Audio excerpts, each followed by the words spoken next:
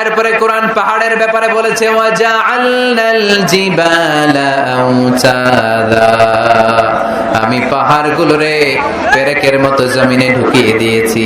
সুবহানাল্লাহ। তাহলে পাহাড়কে আল্লাহ তাআলা পেরেকের সাথে তুলনা করলেন। কিসের সাথে?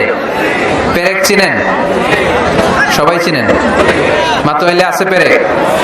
কি করে পেরেক দিয়ে? কাঠের ভিতরে ঢুকে না, দেয়ালে ঢুকে। তাহলে আল্লাহ পাহাড়গুলোরে বললেন পেরেক। আচ্ছা, পেরেক যখন আমরা কাঠের ভিতরে ঢুকাই, পুরো পেরেকটা কাঠের ভিতরে ঢুকে যায়, উপরে শুধু কি থাকে? মাথাটা থাকে, ঠিক কিনা? তার মানে আমরা যে পাহাড় দেখতে পাচ্ছি এটা পাহাড়ের মাথা। পুরো পেরেক যেমনি কাঠের ভিতরে, পুরো পাহাড়টা আছে মাটির ভিতরে। চিল্লায় পড়ি আল্লাহু আকবার।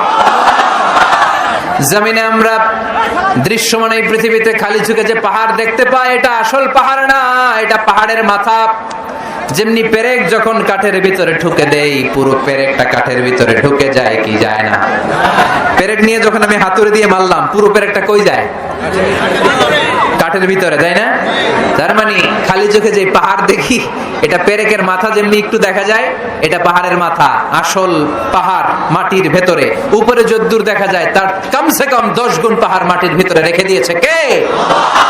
এজন্য আল্লাহ উপমাটা, মেটাফরিক এইভাবে দিলেন, ওয়াজআলনাল জিবালা আওতাদা, এই পাহাড়কে, মাউন্ট এভারেস্টকে, আলাস্কা পর্বতমালাকে, আল্পস পর্বতমালাকে, এই গারো পাহাড়কে, এই কেউকারাডাঙ্গার তাজিংডং বিজয়কে আমি পাহাড়ের মতো জমিনের মধ্যে গেড়ে দিয়েছে। চিল্লায় পড়বো সুবহানাল্লাহ।